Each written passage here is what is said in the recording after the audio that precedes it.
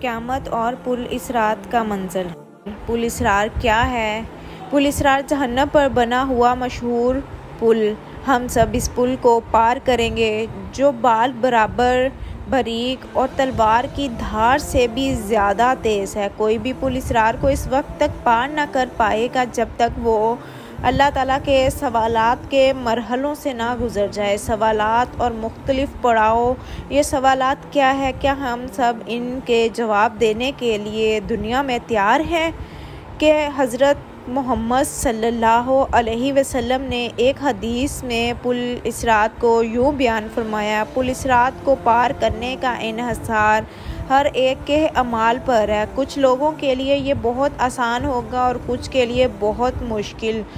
पुल इसरात तेज़ रफ्तार और पलक झपकते हुए वो ही लोग जाएंगे जिनके नामा इमाल बहुत अच्छे होंगे। जैसे अल्लाह चाहेगा वैसे ही होगा। फरिश्ते पुकार उठेंगे, ए परवरदिगार सलामती फरमा, ए परवरदिगार सलामती फरमा, ए परवरदिगार सलामती फरमा। वो लगातार पुकारते रहेंगे। वहाँ ऐसे लोग होंगे जिनको खराश भी ना आएंगी और ऐसे भी होंगे जिन्हें हथौड़े से मारा जाएगा और ऐसे भी होंगे जिनके चेहरे आग में झोंक दिए जाएंगे। अस्तगफिरुल्लाह। जी हाँ, जैसा कि हदीस से साबित है कि लोग खुदा की बारगाह में अपने दर्जात की बुनियाद पर इस पुल को पार करेंगे। कुछ लोग इस रोशनी की रफ्तार से पार करेंगे जबकि दूसरे रेंग कर इस सफ़र का इख्तिताम करेंगे। जैसा कि कुरान मजीद की सूरत 79 आयत नंबर 6 में दर्ज है कि हज़रत इसराफील अलैहिस्सलाम 2 दफ़ा सूर फूंकेंगे। पहली दफ़ा सूर फूंकने पर ज़मीन और आसमान की हर चीज़ लर्ज़ उठेगी। इसके बाद क़यामत बर्पा हो जाएगी। जब हज़रत इसराफील अलैहिस्सलाम दूसरी बार सूर फूंकेंगे तो तमाम लोग ज़िंदा हो जाएंगे और मैदान हशर में जमा हो जाएंगे। सबको इनके हाथ में अमालनामा दे दिया जाएगा। दाएं हाथ में अमालनामा पाने वालों के लिए जन्नत की बिशारत है। अगर अमालनामा बाएं हाथ में या पीछे से दिया जाएगा, ये जहन्नम के अजाब की वाइद है। ज़मीन पर हमारे साथ किरामन कातिबीन के नाम से 2 फरिश्ते हैं। हर वक्त हर जगह हमारे अमाल लिखते हैं। क़यामत के दिन हमारे सारे अच्छे और बुरे अमाल हमारे सामने होंगे। अमालनामे के हवाले से सूरत कहफ की आयत नंबर 49 में बताया गया है, और इनके इमाल नामा रख दिया जाएगा।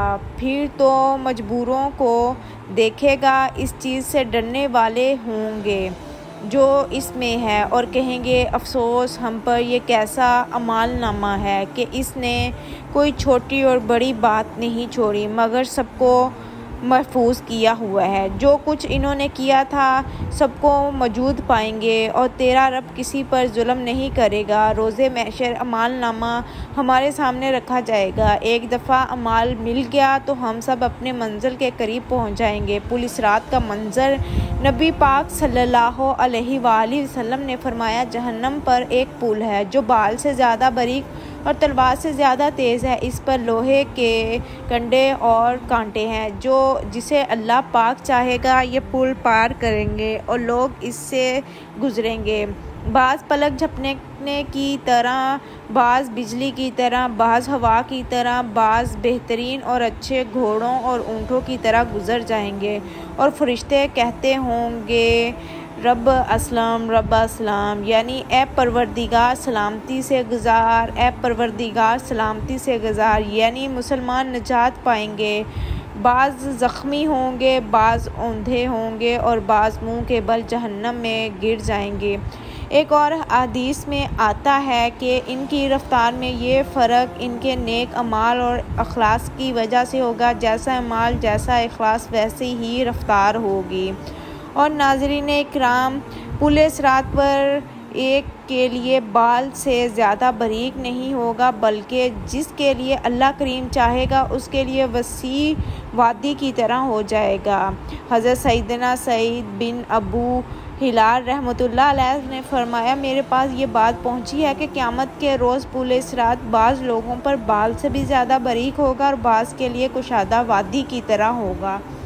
इस पुल से गुज़रे बगैर कोई जन्नत में नहीं जा सकता, क्योंकि जन्नत में जाने का यही रास्ता है।